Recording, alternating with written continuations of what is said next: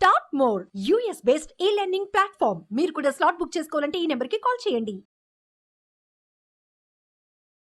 నమస్తే, welcome to Suman TV. నేను విష్ణు. ప్రస్తుతంతో పాటు Kautilya capital founder and trader Ashok Devanampriya garu ప్రస్తుతంతో పాటు ఉన్నారు. వారితో మాట్లాడదాం. సార్ నమస్తే. సార్ అశోక్ గారు నమస్కారం సార్. సార్, మార్కెట్లో మంచి బుల్ ర్యాలీ నడుస్తుంది. సెన్సెక్స్ ఏమో 73,000, నిఫ్టీ ఏమో 22,000 క్రాస్ అయిపోయింది. నెక్స్ట్ ఎలక్షన్ హీట్ కూడా స్టార్ట్ అవబోతోంది. జస్ట్ ఇంకా నాకు తెలిసి ఒక కపుల్ ఆఫ్ డేస్లో మేబీ ఎలక్షన్ అనౌన్స్మెంట్ కూడా ఉండబోతోంది. ఎట్లా చూడాలి అంటారు ఇక్కడ నుంచి మార్కెట్ని? అసలు యాక్చువల్గా నాకు ఎలక్షన్ వాజ్ ఎ నీడ్. ఎందుకంటే లాస్ట్ ఇయర్ మార్కెట్ విక్స్ పిచ్చిగా పడిపోయింది. విక్స్ ఆల్మోస్ట్ సింగిల్ డిజిట్ లెవెల్కి వచ్చేసింది ఆల్మోస్ట్. ఇప్పుడు విక్స్ ఆల్మోస్ట్ 15 పైన ఉంది. 6 నెలలు ఆల్మోస్ట్ విక్స్ వచ్చి ఒక 10 to 12 రేంజ్లోనే ఉండేది. మార్కెట్లో ఒక ట్రేడర్కి వొలటాలిటీ కావాలి. నాకు మార్కెట్ పైకి వెళ్ళినా డబుల్ చేస్తా, మార్కెట్ కింద పోయినా డబుల్ చేస్తా, మార్కెట్ ఎక్స్ట్రీమ్ వొలటాలిటీ చూపిస్తే డబుల్ చేస్తా. కానీ మార్కెట్ ఎప్పుడు ఇలా స్లోగా వెళ్తే డబుల్ చేయడం చాలా కష్టం, పిచ్చి కష్టం. We suffered a lot. మాకు వీఆర్ వెయిటింగ్ ఫర్ ఎలక్షన్స్ వస్తే ఇట్స్ ఏ మ్యాక్రో న్యూస్. ఆటోమేటిక్గా వొలటాలిటీ పెరుగుద్ది. ఇప్పుడు ఆల్మోస్ట్ వొలటాలిటీ 15-16 వచ్చేసింది. వచ్చే నెల, ఈ నెల కోడ్ ఆఫ్ కండక్ట్. అవునవును. ఓకే, దాన్ని నీతి సంహితం అంటారు మీ భాషలో. వచ్చిన తర్వాత ఎలక్షన్ అయ్యే వరకు market it will take its generic course. నన్ను పర్సనల్గా అడిగితే మోదీ సర్కార్ వస్తుందని ప్రపంచానికి తెలుసు. Nobody has a doubt. Modi సర్కార్ 3.0 వస్తుంది. బీజేపీ 350 వస్తుందా లేదా 300 వస్తుందా అది discussion topic. It's not Modi versus Congress. So ప్రపంచానికే తెలుసు. సో మోదీ సర్కార్ వచ్చే ఫ్యాక్టర్ ఆల్రెడీ మార్కెట్లో ఫ్యాక్టరీ అయిపోయింది, నా ప్రకారం. కానీ ఇప్పుడు మార్కెట్ 75,000 లెవెల్ అనుకోండి. నేను పీఈ చూసాను, నిఫ్టీ పీ ఎలా ఉందని. నిఫ్టీ పీ ఆల్మోస్ట్ 20 to 23 లెవెల్లో ఉంది. జనరల్గా ఎప్పుడైనా నిఫ్టీ పీ 12 to 18 లెవెల్స్ వస్తే గోల్డెన్ పీరియడ్ టు బై. ఈ 18 to 22 ఉంది కదా, అది బ్యాలెన్స్ పీరియడ్ అంటాం. ఈ 28 and above is a risky period. జనరల్గా మీరు .com బస్ చూసుకోండి, మీరు 2008 సబ్ప్రైమ్ క్రైసిస్ చూడండి, మీరు 2013 గ్రీస్ క్రైసిస్ చూడండి. ఎప్పుడు చూసినా when ever Nifty PE goes to 28-30 levels market పడుతుంది. ఎక్సెప్ట్ కరోనాలో ఏం జరిగింది? అర్నింగ్స్ పడిపోయింది. అర్నింగ్స్ పడిపోయినప్పుడు ఆటోమేటిక్గా పీఈ పైకి వెళ్ళిపోతుంది. పీఈ 40 లెవెల్కి వెళ్ళిపోయింది యాక్చువల్గా. ఇప్పుడు 23 లెవెల్లో ఉంది. నన్ను అడిగితే the market is still reasonable. Market still has potential to grow another 30% from here. ఇప్పుడు 22-23 లెవెల్స్ నుంచి 28 పోవాలంటే ఇంకా ఒక 25% అప్సైడ్ పొటెన్షియల్ ఉంది. ఆ అప్సైడ్ పొటెన్షియల్ వస్తే పీఈ 28 అవుతుంది. అంటే ఒక పీక్ లెవెల్ అంటాం కదా, అక్కడ వస్తుంది. కానీ ప్రపోర్షనేట్గా అర్నింగ్స్ కూడా పెరిగితే this will always go maintainable. జనాలు అడుగుతున్నారు, అశోక్ నీ ప్రకారం నిఫ్టీ ఎప్పుడు సెన్సెక్స్ ఎప్పుడు 1 lakh అవుతుంది? నన్ను అడిగితే పర్సనల్గా సెన్సెక్స్ 1 lakh కాదు, సెన్సెక్స్ 10 lakhs అవుతుంది. లాస్ట్ టైం ఎవరు అడిగారు నన్ను, నేను 10 lakhs అని చెప్పాను. They laughed at me. I said it's nonsense. నేను ఒక మాట చెప్పాను, గత 25 సంవత్సరాలలో బీఎస్ఈ సెన్సెక్స్ 15.9% CAGR గ్రోత్ చూపించింది. BSE Sensex showed 15.9% CAGR. అంటే మోర్ దెన్ 20 times చేసింది లాస్ట్ 25 yearsలో. ఇప్పుడించి నెక్స్ట్ 25 years BSE Sensex ఏమైనా అట్లీస్ట్ 12% గ్రోత్ చూపిస్తే 25 yearsలో, పోయిన ఏడాది మనము ఆజాదీ కా అమృత మహోత్సవం అయింది. ఇప్పుడు ఇంక 25 ఏళ్ళ తర్వాత ఆజాదీ కా శతమానోత్సవం వస్తుంది. అప్పట్లో by that time Nifty can easily be 10 lakhs. Mark my words. ఎందుకంటే take India as a country. First trillion మనకి 60 ఏళ్లలో వచ్చింది. 1947లో మనకి ఇండిపెండెన్స్ వస్తే to become a $1 trillion country India దాదాపు 58 సంవత్సరాలు తీసుకునేది. First trillion. సెకండ్ ట్రిలియన్ 9 ఏళ్లలో వచ్చింది. ఫస్ట్ ఇప్పుడు మనం బిజినెస్ చేస్తాం, ఫస్ట్ ₹1 కోటి 30 ఏళ్ళు సంపాదించాడు, సెకండ్ కోటి 5 ఏళ్ళు వచ్చింది అంటారు కదా, సేమ్. సెకండ్ ట్రిలియన్ 9 ఇయర్స్లో వచ్చింది, థర్డ్ ట్రిలియన్ 5 ఇయర్స్లో వచ్చింది, ఫోర్త్ ట్రిలియన్ మళ్ళీ ఇంకో 5 ఇయర్స్ లోపల వచ్చేసింది. దీని తర్వాత ఎవ్రీ 3 ఇయర్స్ ఇంకో ట్రిలియన్ వస్తుంది, ఇంకో ట్రిలియన్ వస్తుంది. ఆ లెవెల్ గ్రోత్ రావాలంటే market has to perform. If Modi ఎప్పుడు చెప్తారు demography, you know he will say we have the demographic advantage, okay, we have the resources in this country. ఒకప్పుడు చెప్పేవాళ్ళు జనసంఖ్య స్ఫోటం, ఎక్కువ జనసంఖ్య ఉంటే దేశానికి మంచిది కాదు. ఈరోజు that he's become a boon. మేము చిన్నప్పుడన్నీ ఎజెల్ రాసాం తెలుసా, పాపులేషన్ ఎక్స్ప్లోజన్, జన విస్ఫోటనం, విస్ఫోటనం. సో అవంతా ఏం లేదు ఇప్పుడు. So today we have reached such a crucial point. మీరు if you look at American economy and Chinese economy, ఆ 3-4 ట్రిలియన్ ఉంది కదా, అక్కడి నుంచి 10 పోయేది చాలా ఈజీ, అలా వెళ్ళిపోతుంది. It's just a matter of time and push అంతే. మనకి టెక్నికల్గా చూస్తే మార్కెట్ ఈరోజు ఇండియాలో $100 బిలియన్ కంపెనీస్ ఒక 3-4 ఉండొచ్చేమో. How much is 100 billion?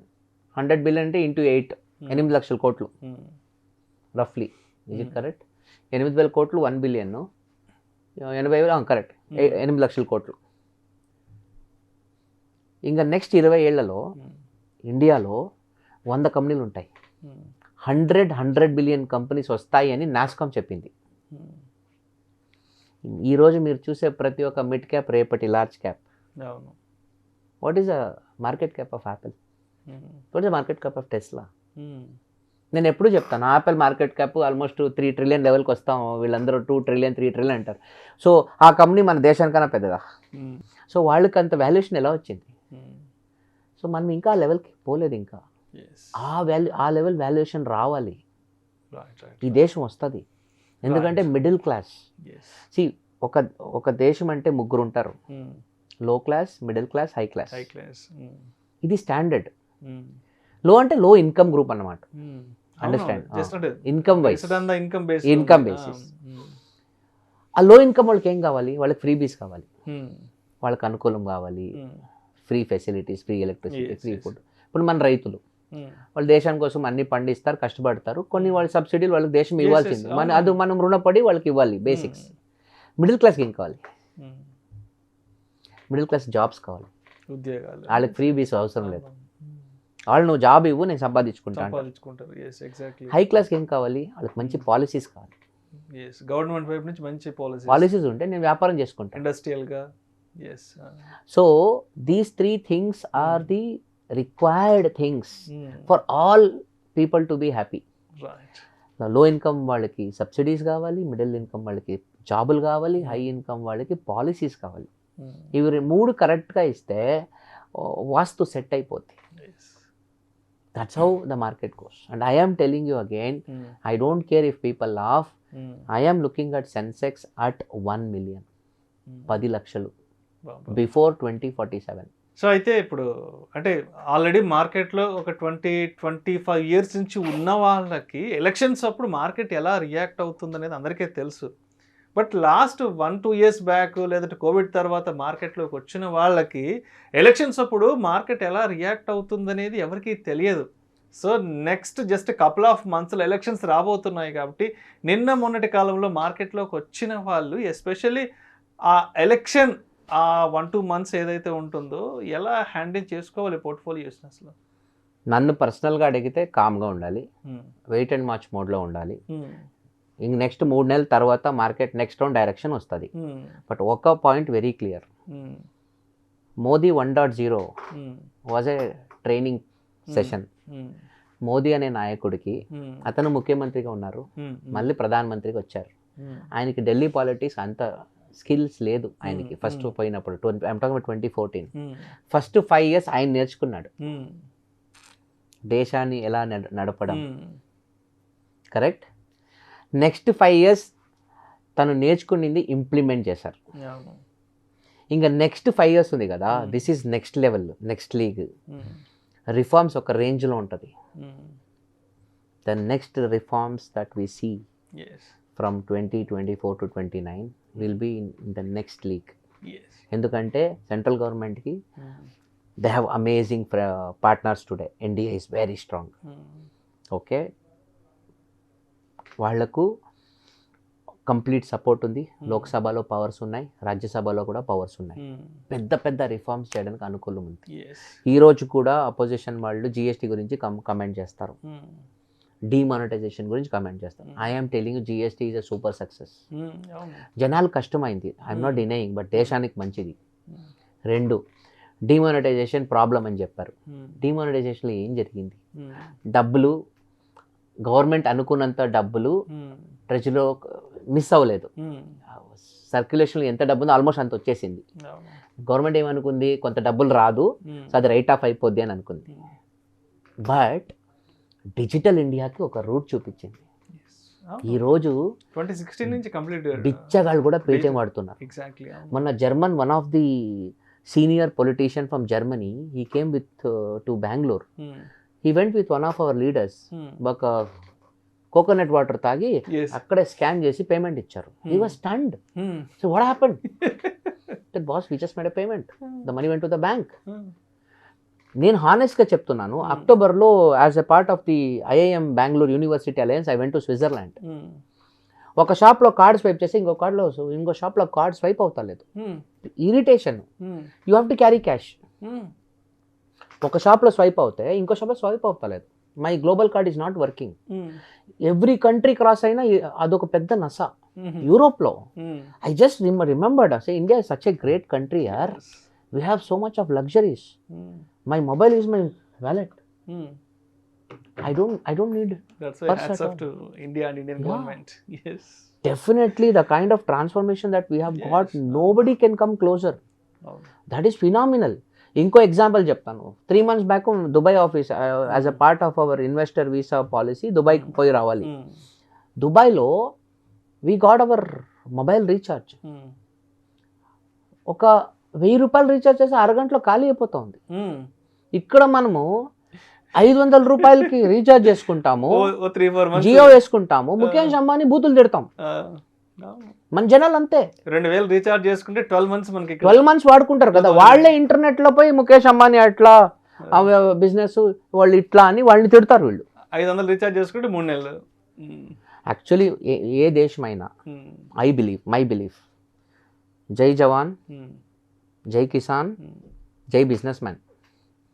Any country should never forget all 3.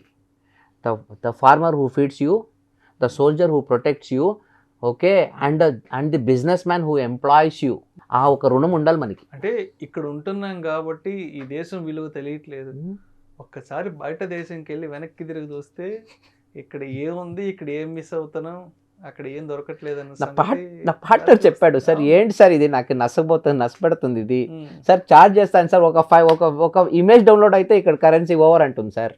మన ఊర్లో సినిమాలు డౌన్లోడ్ చేసుకునేవాళ్ళు మొబైల్లో. ఇవన్నీ యోగం. నిజంగా వరల్డ్లో చాలా చీపెస్ట్ ఇంటర్నెట్ మనకే అవైలబుల్ అవుతుంది. ఇప్పుడు ఇక్కడ ఇరానీ చాయ్ తాగినాం 15 రూపాయలకి మనం. అక్కడ I still remember I went to the city of Saint Gallen university campus. కోపం వస్తుంది. 80 CHF, 80 Swiss francs ఒక కాఫీ, దాదాపు 800 రూపాయలు. Sorry 8 francs, sorry not 80, 8 francs. ఈ దేశం స్వర్గం. ఇక్కడ యాక్చువల్గా ఇంకో మాట తను వన్ ఆఫ్ ది యూరోపియన్ నేను చెప్పాను, ప్రపంచ దేశాల్లో ఎవడైనా బిచ్చగాడు ఉంటే ఆడికి భారతదేశం స్వర్గం. The way the poor are treated in this country, no country in the world will treat. మన దేశంలో పేదవాళ్ళకు ఉండే కొంచెం కేర్ ఉంది కదా, అట్లని మేమేమి అందరినీ బాగా చూసుకుంటామని లేదు. ప్రతి దేశాల్లో వాళ్ళ కష్టాలు ఉన్నాయి. అలా చూస్తే మనం చాలా కష్టపడే దేశం.